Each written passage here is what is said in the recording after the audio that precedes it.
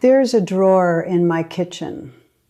I have had it for 31 years.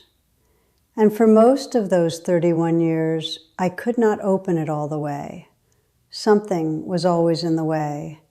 A rubber band, a dead battery, 3 takeout menus from restaurants that had closed years ago, a birthday candle in the shape of the number 4.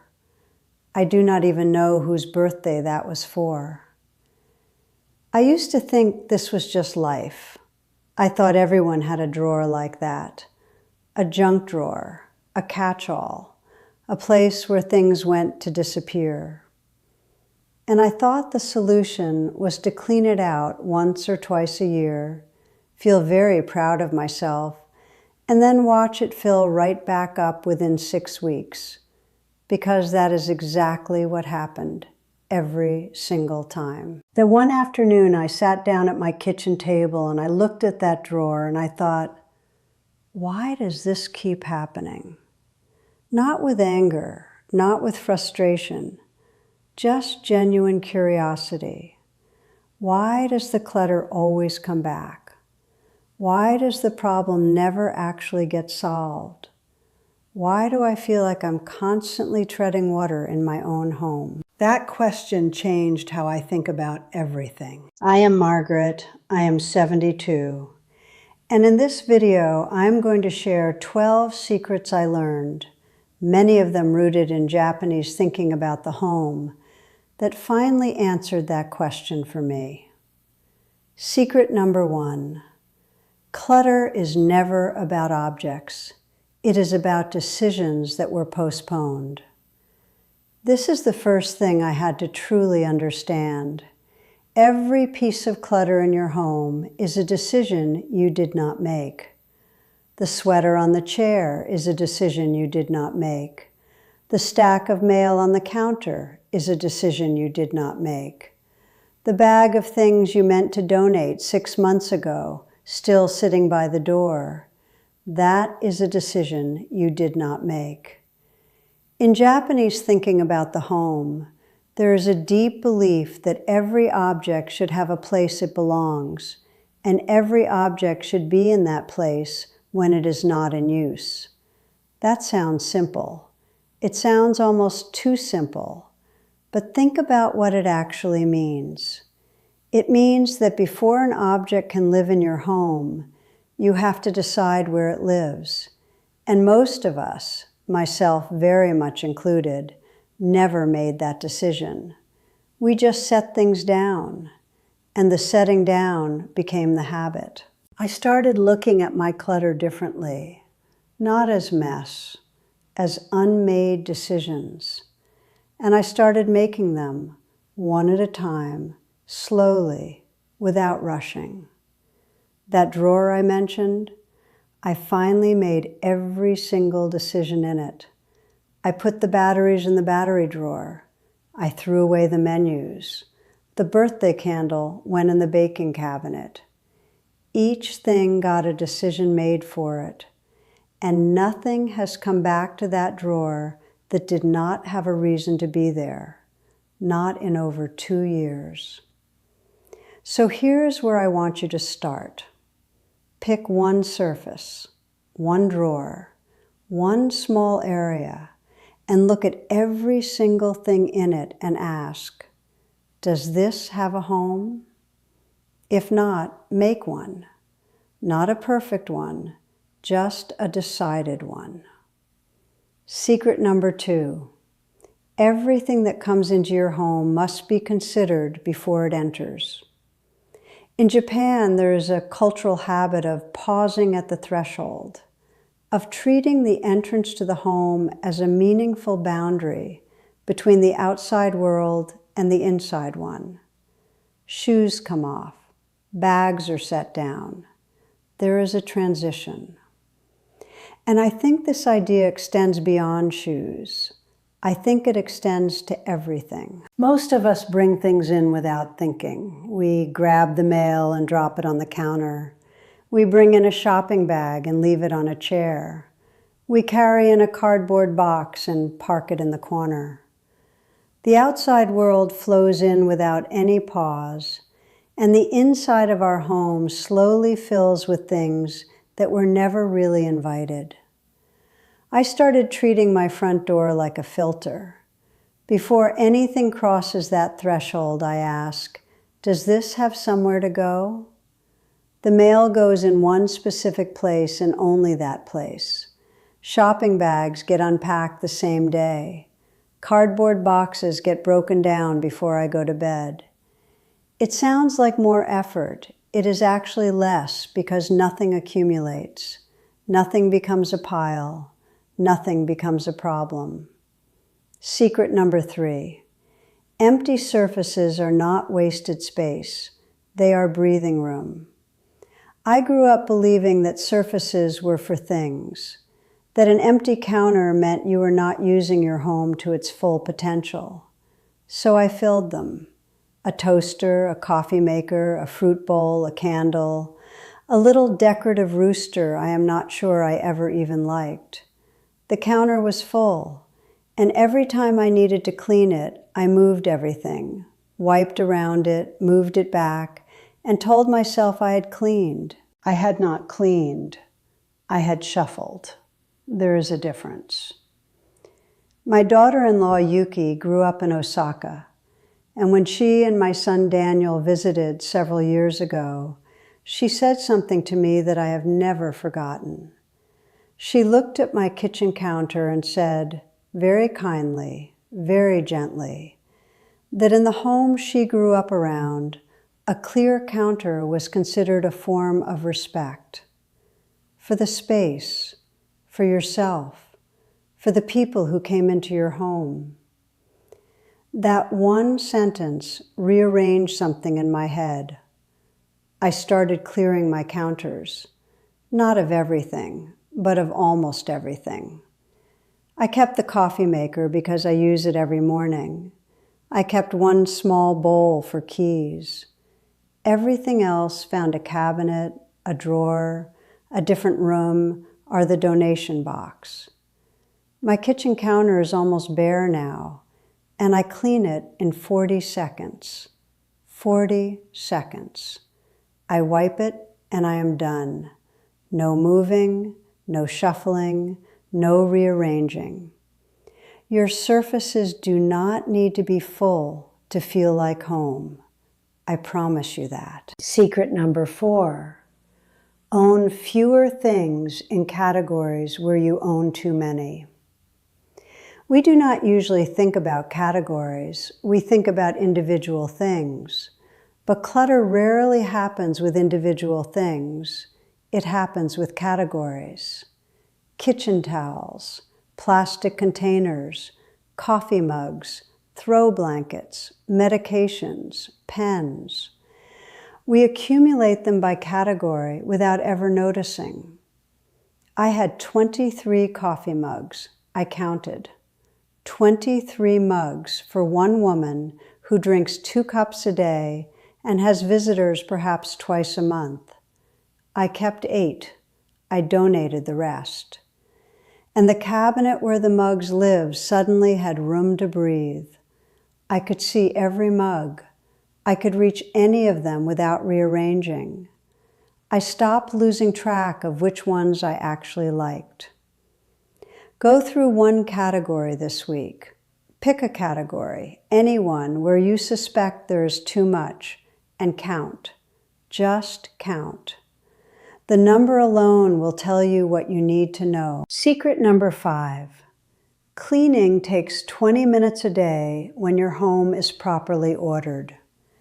I used to spend entire Saturday mornings cleaning, 3-4 hours, moving from room to room, exhausted by the end, and still feeling like the house was not really clean, just temporarily less messy.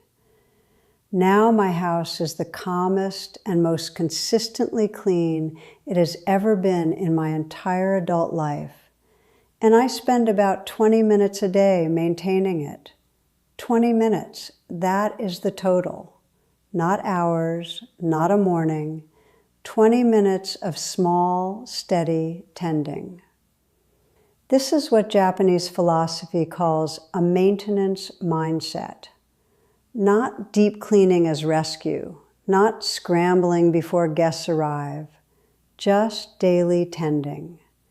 A few minutes in the kitchen after breakfast, a quick wipe of the bathroom counter before bed, a sweep of the floor if it needs it. Small things, consistent things, and it never becomes a crisis because it never has a chance to build. The problem was never the cleaning. The problem was what I was cleaning around. Once I stopped having so much to clean around, 20 minutes was genuinely enough. Secret number 6. Give every object exactly one home, not a temporary spot, one real home. This is the rule that holds all the others together. When I pick something up to use it, I know exactly where it came from. When I'm done with it, I know exactly where it goes. There's no guessing, no setting it down somewhere nearby, no telling myself I will put it away properly later. Later does not exist in a well-ordered home. There is only now, and there is only the thing's real home. I know this sounds strict. It is not, really. It just takes a little time at the beginning to decide where things actually belong, not where they ended up, where they belong. A few minutes deciding that the scissors live in the second drawer on the left, and they only ever live there, saves you from ever looking for scissors again. I have not looked for scissors in a very long time. Secret number 7. Sentimental items deserve real decisions too. This is the one where most of us get stuck. The clutter we cannot seem to touch. The boxes in the spare room. The items from our parents or our children or the people we loved. We do not throw them away because we love them. But we also do not display them or use them. They just sit in boxes, in closets, in the back of drawers. Japanese philosophy encourages you to ask, gently but honestly, does this bring me joy right now? Not once, not to someone I loved, right now, in my life, as it is today. I had 7 boxes from Robert's study that I had not opened in years, not because I did not love him, because it was too hard. But those boxes were not honoring him. They were just boxes I was afraid of. I sat down with them one afternoon, and I spent 3 hours going through every single one. I kept the things that genuinely brought warmth to my heart. I donated the books that another reader could love, and I arranged what I kept in a place where I could see it, where I could actually receive it every day instead of avoiding it. Let your sentimental things be seen, or let them go so someone else can love them. The box in the closet is not a memorial. It is just postponed grief. Secret number 8. Multiples are usually a sign of distrust in your own system. I had 6 wooden spoons, 4 colanders, 3 can openers. Do you know why? Because I could never find the right one when I needed it. So I bought another, and another. And the abundance made the original problem worse, not better. When you can find your one can opener every single time, you never need a second one. The duplicate was never really the solution. The decided home for the object was the solution. Go through your kitchen, count your duplicates. Ask yourself honestly, do I have 3 of these because I need 3, or because I keep losing the one? What are the categories in your home where you own way more than you actually need? Leave a comment below. I would genuinely love to know if I am not the only one who once owned 6 wooden spoons. Secret number 9. The entrance to your home sets the tone for everything inside it. Japanese homes pay close attention to the genkan, the entryway. It is the first thing you see when you walk in. It is the last thing you see when you leave. And in many Japanese households, it is kept deliberately simple and clean, not empty of warmth, but free of clutter. Because the way you enter your home teaches you how to be inside it. I looked at my own entryway, and it told a story I was not proud of. Shoes on the floor, an umbrella that had been there for 4 months, a pile of things I kept meaning to take upstairs, a coat that had not been worn since last winter. I cleared it in one afternoon. I got a small bench with 2 hooks above it. Shoes go in the cabinet beneath the bench. 2 hooks for the coats I actually wear this season. 1 small tray for keys. That is it. And every single time I walk into my house now, something in me relaxes. Before I have even put my bag down, the entrance told me I was in a calm place. And it was right. Secret number 10. Do not organize clutter. Remove it first. This is where so many of us go wrong, myself very much included. We buy the bins, we buy the baskets, we buy the drawer dividers, and we put all the clutter neatly into them, and we feel very organized. But we still have the same amount of things. We just cannot see the mess as clearly. Organizing clutter is still clutter. It is just contained clutter. It still has to be maintained. It still takes up space. It still has to be moved when you clean.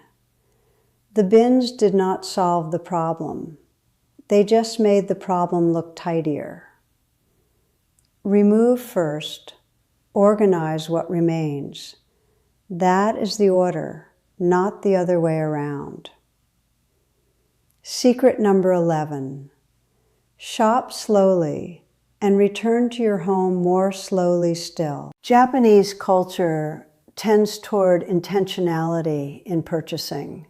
You do not buy something until you know exactly what role it will play in your home, where it will live, what it will replace, whether you truly need it or simply want to own it. I used to browse. I used to pick things up on sale because they were useful in theory. A nice glass jar, a pretty throw pillow, a little kitchen gadget I had never owned before. And I brought all of it home, found no natural place for it, set it down somewhere, and it became clutter within weeks. Now I ask 3 questions before I bring anything home. Where exactly will this live? What does it replace or improve? Could I wait a week and still want it? If I cannot answer those questions, I leave it at the store, and most of the time, when I come back a week later, I do not want it anymore. The wanting was just proximity. Secret number 12. A quieter home is not an emptier home. It is a more honest one. This is the one I want to leave you with. Because I think some of us are afraid that if we let go of things, our homes will feel bare, cold, unlived in, like a showroom, not a life. That is not what happens. What happens is different. The things you keep start to mean more. The space between objects becomes noticeable and pleasant. You stop bumping into things you do not care about, and you start seeing clearly the things you do. Your home starts telling a true story about who you are and what you love, instead of a confused story about everything you ever meant to deal with. My home does not feel empty. It feels like me. Not emptier, just quieter, just clearer, just mine in a way it had never been before. I do not really clean my house. I just tend to it every day in small ways. And I walk through my rooms without that low, constant background hum of things I've been meaning to do. That hum is gone, and I did not notice how loud it was until the quiet arrived. Here's my question for you in the comments. Which one of these 12 secrets feels like the most urgent one for your home right now? Is it the surfaces, the sentimental boxes, the duplicates in the kitchen? Tell me. I read every single comment, and I love knowing what is actually going on in your homes and in your lives. If this video was helpful to you, please subscribe. I post new videos every week for women like us. Women who want their homes to feel peaceful and manageable, not overwhelming. You do not have to do everything at once. You just have to start somewhere. Start with one secret. Start with one drawer. Start today.